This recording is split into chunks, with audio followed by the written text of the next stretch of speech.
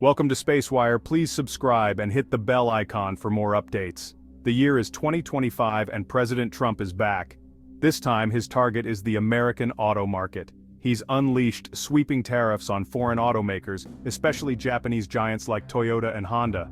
The message: build in America or pay the price. These tariffs are steep, threatening to upend the industry and force companies to rethink their U.S. presence.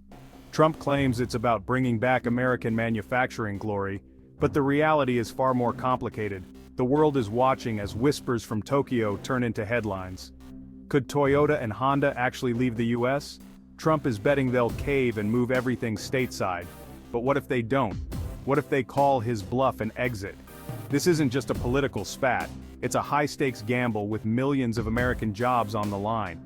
The air is thick with tension, and the future of the American auto industry hangs in the balance.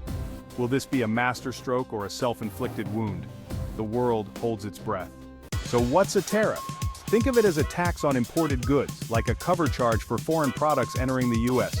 The goal: make foreign cars more expensive, nudging buyers toward American-made vehicles.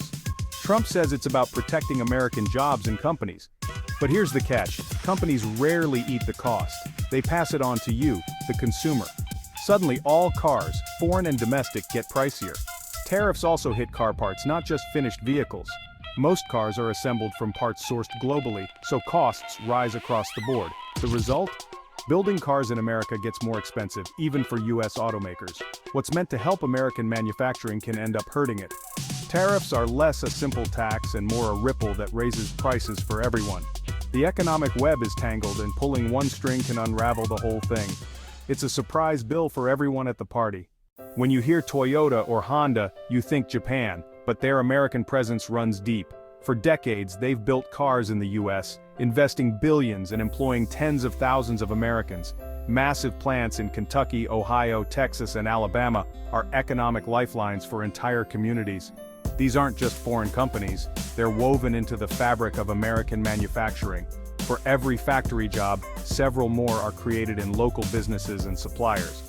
The people building these cars are your neighbors, friends, and family. Their paychecks support schools, restaurants, and small businesses across the country. Tariffs don't just hit executives in Tokyo, they hit American workers in towns.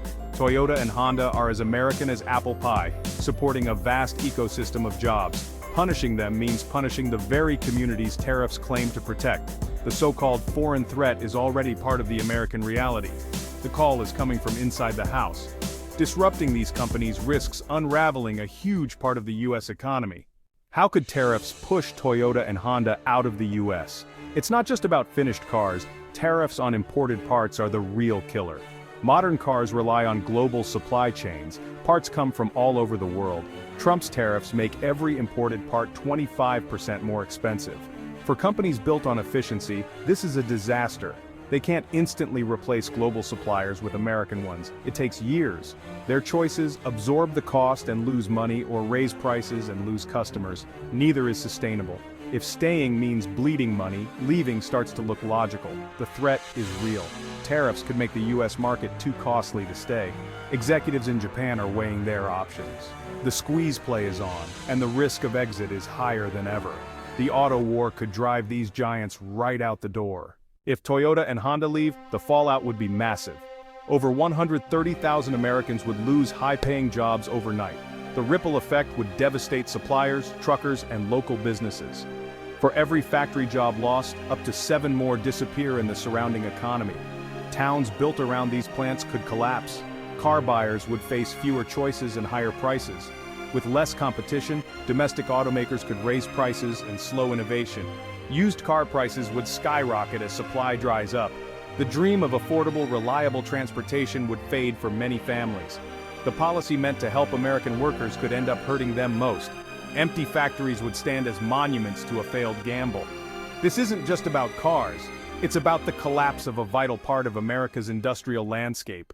Official responses are a mix of defiance and nervous silence. The White House insists foreign automakers are bluffing, and that American companies will fill any void. Trump's team paints a rosy picture of a Detroit renaissance. Meanwhile, Toyota and Honda issue cautious statements trying to reassure employees while quietly preparing for the worst. They can't threaten to leave outright. It would cause panic and escalate tensions. Behind closed doors, emergency meetings and contingency plans are underway. Governors and members of Congress, even some Republicans, are sounding the alarm. They know these aren't just foreign companies, they're major local employers. The political battle is heating up. America first ideology versus economic reality. The silence from automakers isn't acceptance, it's the calm before the storm. The stakes for American jobs and communities couldn't be higher. The American auto market stands at a crossroads. If tariffs stay and Toyota and Honda leave, the shockwaves will be felt nationwide. Hundreds of thousands of jobs could vanish, communities could be hollowed out, and car prices could soar. The market would shrink, competition would fade, and innovation would stall. The Made in the USA sticker might become more common, but at a much higher cost. There's still a chance for a different outcome. Public and political backlash could force a compromise, saving jobs and preserving competition. America First doesn't have to mean America alone. This is about more than cars. It's about the kind of economy and future we want. Do we build walls and risk hurting ourselves, or find a way to thrive in a global world?